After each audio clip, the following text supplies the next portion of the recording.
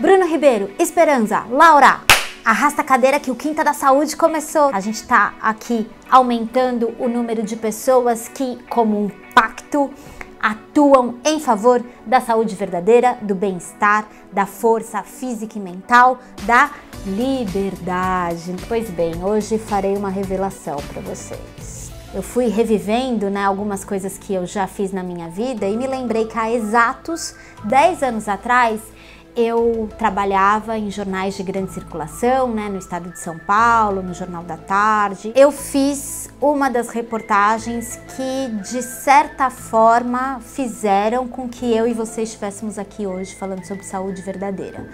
Porque na época o meu editor chegou para mim e disse assim: Fernanda, olha só, na Bahia tá rolando um papo que tem um medicamento chamado Arcoxia, que é um medicamento que tá causando uns efeitos colaterais, é um medicamento para dor e tal. E assim, já tá meio que comprovado que foi por conta desse medicamento. Vai atrás dessa história?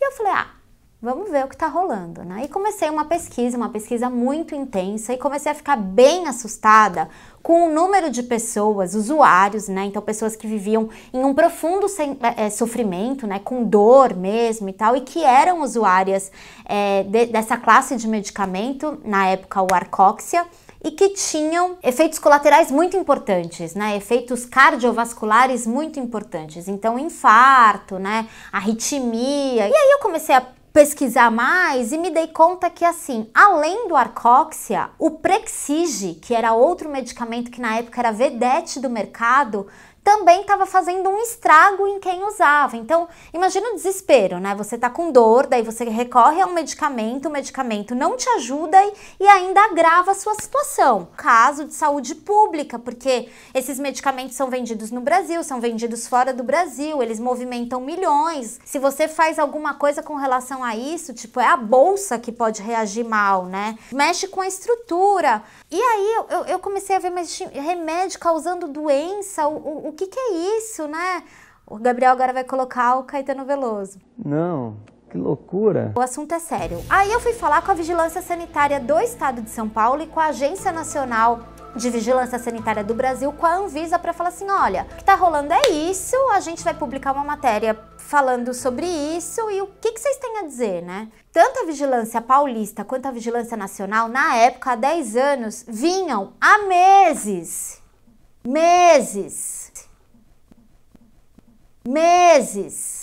recebendo essas notificações e há meses esperando evidências sólidas para tomar alguma atitude.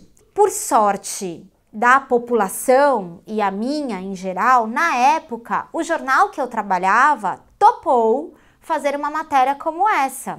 E por que o jornal topou? Primeiro foi a Vigilância Sanitária Paulista e depois a Agência Nacional de Vigilância Sanitária, que decidiram suspender e retirar esses medicamentos do mercado. Primeiro foi o Prexige, depois foi uma roda nisso, Era o começo da minha carreira e eu fiquei, assim, feliz de ter promovido isso, e de ter contribuído para que pessoas deixassem de sofrer por conta do medicamento e, de certa forma, ali uma sementinha foi plantada de que, assim, se eu me propunha a pesquisar sobre saúde, eu tinha que pesquisar sobre efeitos deletérios dos remédios, principalmente para quem sente dor. Naquela época era dor. E aí você vai pesquisar mais e o Vioxx, mega famoso, já tinha sido suspenso também por provocar mais infarto nas pessoas. E daí, assim, quando a matéria saiu, aí os casos começaram a chegar mais e mais e mais, e também tinha uma questão das pesquisas científicas que não tinham ganhado destaque, começaram a surgir também mostrando que tinha um problema cardiovascular. As farmacêuticas que produziam os remédios prestaram toda a solidariedade e tal, mas ficaram bem pé da vida com a repercussão. Olha, calma, não é assim, está escrito na bula que pode dar problemas como esse. O problema não é o medicamento que a gente produz, o problema é como as pessoas usam, É um discurso, assim, bem parecido com o fabricante de armas, sabe? A gente produz arma, o problema é como a pessoa vai utilizar. My mom used to smoke. She says cigarettes kill. Really? Now, is your mommy a doctor? No. A scientific researcher of some kind? No. Well, she doesn't exactly sound like a credible expert now, does she? uma das grandes sementes da minha atuação hoje, o que faz eu estar conversando aqui com você, foi esse primeiro fato da minha carreira. Mas assim, algo que para mim também foi muito forte foi que eu recebi um e-mail de um leitor. Ele estava desesperado mesmo, tá, gente? É desesperado porque, assim, o que ele ia fazer agora que tinham retirado o medicamento do mercado? Porque ele era usuário do medicamento, ele tomava, assim, 5, 6 Prexiges por dia. Ele não conseguia viver sem Prexige, um discurso de alguém muito dependente químico, sabe? Ele tinha uma relação de profunda dependência com aquele medicamento e ele estava desesperado a ponto dele pensar em acabar com a própria vida. E foi aí que eu fui conhecer a Fundação Cochrane e também percebi que é uma fundação que pesquisa os efeitos do remédio sem conflitos de interesse, porque eles não recebem verba da indústria, e a Fundação Cochrane também relatava um maior índice de suicídio entre as pessoas que tomavam medicamentos voltados para a questão da dor. Não era sobre o Prexige, mas também falou disso. E assim, aquele senhor, ele estava realmente muito desesperado. Direta e reta para você, tá? Nessa época foi quando eu comecei a fazer reportagens também sobre o fenômeno da Cracolândia em São Paulo, tá?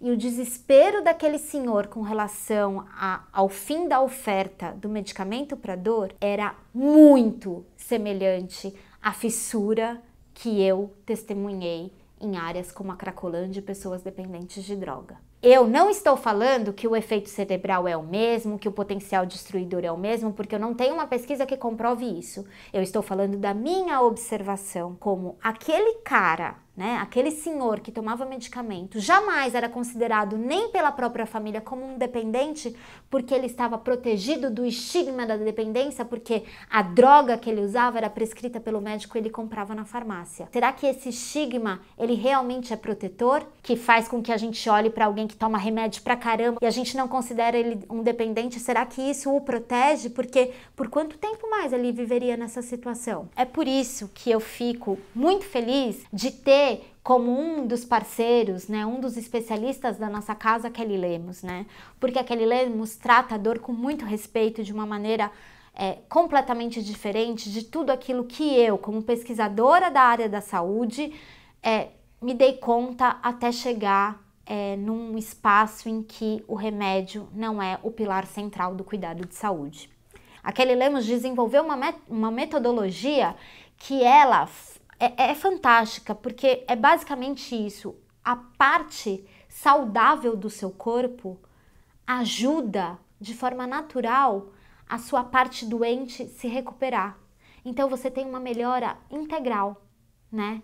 E a Kelly Lemos está com uma turma aberta de um programa dela, né? O programa Coluna 100%, um método que em 6 etapas resolve a dor crônica da pessoa que está em sofrimento. E isso é sublime. Isso me dá uma sensação de propósito, poder oferecer para você uma oportunidade como essa de fazer parte dessa turma. A Kelly, até para se dedicar para essa turma, né, e para essa turma receber essa metodologia, ela encerra as inscrições aqui na Jolivie, desse programa dela aqui na Jolivie, hoje, às 23h59. Então, se você tem interesse ou precisa fazer parte, você só tem até as 23h59 para fazer a inscrição aqui por meio do link que está na descrição desse vídeo. É de verdade que eu recomendo esse produto para quem tem dor, tá? Viver com dor é uma prisão, eu já falei sobre isso aqui. E viver dependente de remédio também é. Quando você se propõe a uma nova vida, você tem esperança no amanhã. E como será amanhã? Responda